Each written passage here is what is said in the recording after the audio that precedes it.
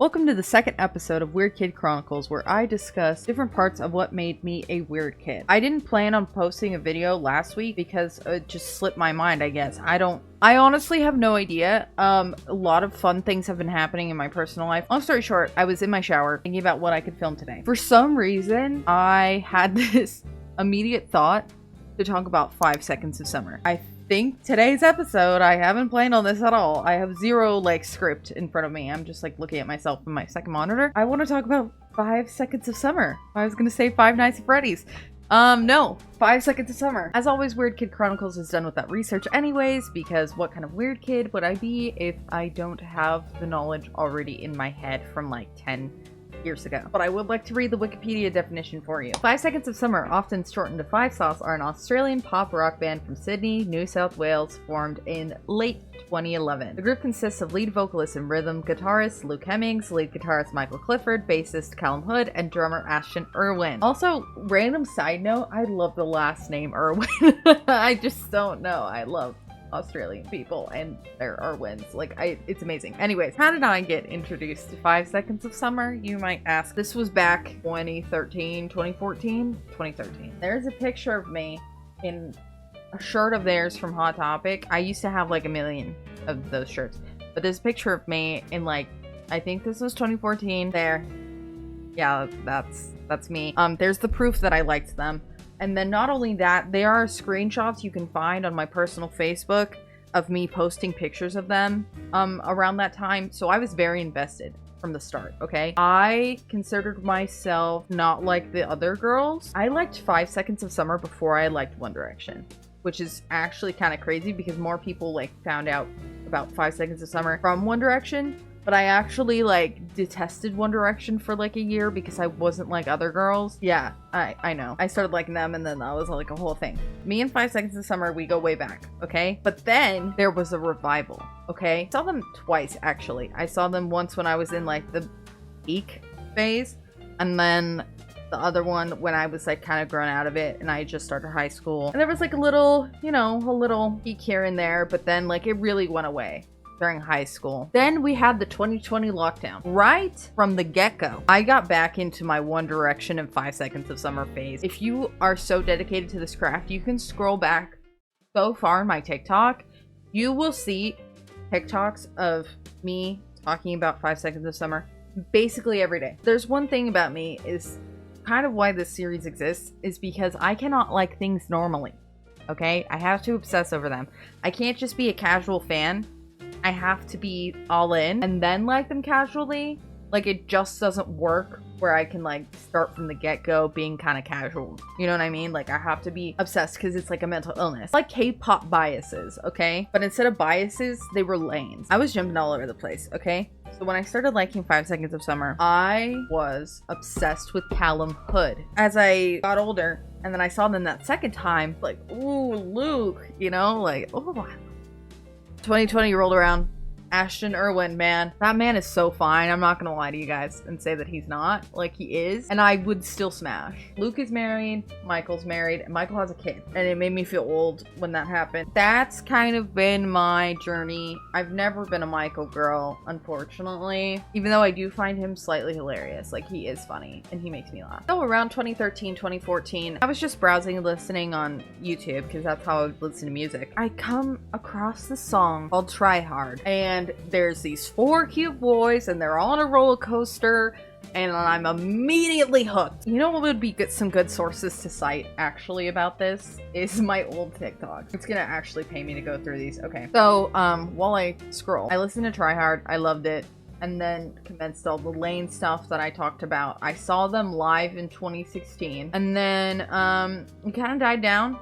Saw them again in 2018 at the Hollywood Bowl. That's when their favorite album of mine came out. Around that time was Youngblood. So good. So good. I really liked them, but then right before the concert, it kind of died down. Then it ramped up again, And then after that, I was just kind of listening to their music, but not super involved. And then of course the 2020 thing happened. ASHTON came out with his own album. They came out with their own album too during quarantine. Oh, some of these are so cringy. They need to actually stay in my draft. For sure. Here's me doing a ranking of ASHTON's album. And yeah, and I had a picture wall behind me over there in my reading nook. This is actually really embarrassing. I'm not gonna lie to you guys. I was in a dark place. I mean, it was quarantine. Like, what did you want?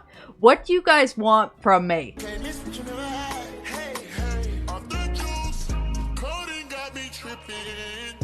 The only thing I miss about this era is look at my hair. Like, it's kind of wet right now. I'd also just gotten out of a really toxic situationship. This is a lot of excuses. I was cringe, but I was free. So, but we can still laugh a little bit. Oh, room tour. Guys. So these are some of my posters I've had since 2015 that I just decided to put up because why not? My Harry doll from 2015 and 1D candles on my Payne calm booklet. Oh my gosh. Where is that? I feel like that's worth something. Where is that? I just realized I don't know where it is. I don't know. Oh my god, that could actually be worth something, guys. Why does my voice sound like that? There was like this time in my life where I was so insecure of my voice. I would be like, la, la, la, la, la, la, la, la, la. But now I just talk, you know? I try to talk to you guys like you're my friends, and this was not the vibe. I don't even know where the record is either. Oh my. See? This is not even relevant to this episode. Oh my gosh, there was another thing too. Okay, guys, listen, be happy that I wasn't in this phase when I turned 18. Oh my god, I haven't thought about this in so long. I had like lists of tattoos I was gonna get for them. Well, I still actually might get this. But in that song Try Hard, they say like she has a rose tattoo, but she keeps it covered. So I wanted to get a big rose tattoo. And to be honest, I might just get a rose tattoo one day, but I think I like roses. I had like other things on my list. Like the 5, like they used to have like a logo and they like went through like a whole like process about it and it was weird. But anyways, their old logo used to be tally marks, 5 tally marks. Great question is why are they named 5 Seconds of Summer if there's 4 of them? I have no idea. But I wanted to get that tally mark so bad. I literally wanted that for years. I didn't get it. I still have only my 2 tattoos. Thank God.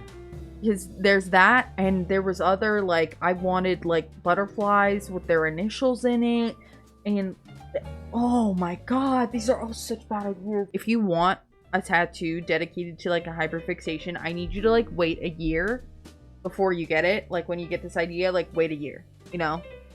Or get something that's, like, not, like, that tied to them. Like the rose tattoo, you know? But on a more serious note, 5 Seconds of Summer's music is actually really good, in my opinion. Even looking back, I thought their music was really, really good. I appreciate them for keeping me company, you know, in my childhood, and they really are what got me through a lot of things. The pandemic itself, being able to listen to music and feel like I was seen. ASHTON, I always had like a special connection with because he always talked about his journey with self-harm and suicide and all of that. And as a person who was experiencing that at such a young age, like I would just never see stories of people who had gotten through it. It was just more like the Tumblr echo chamber. Anyways, long story short, it was nice that ASHTON had talked about these things and wrote music about it, and I was able to relate to it as a kid. Where are we at today? To be honest, I don't really listen to a lot of their music.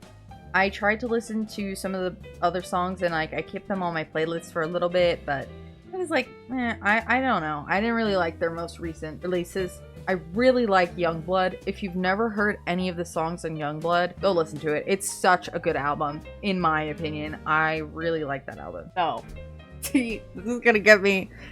Okay, alright. Oh my god. He's like, I'm like tearing up. He's like my exact type. Oh my god. Oh my god. Look at this! Look at this! Oh my god. I can't look at ASHTON's Instagram anymore. Anyways, that's 5 Seconds of Summer. I don't know if I explain things. I just want to talk about weird stuff that I liked. I will list some of my favorite 5 Seconds of Summer songs, and also they have some funny videos that they have made on YouTube before, and I had like a whole playlist of them on my personal YouTube account, and if I can find some of them, I'll put them down in the description below for you to explore, because Weird Kid Chronicles is not only for me as a weird kid, but also for you as a weird kid. And thank you, my friends, for joining me for episode 2. Let me know what else I should cover. Again, it'll depend on if I actually know about what it is, but if I do, then I'll cover it, you know? We'll talk about it. All my social media and other places you can hang out with me are also in the description. Like and subscribe. I always forget to say that. Look out for another video next week because I missed last week's upload.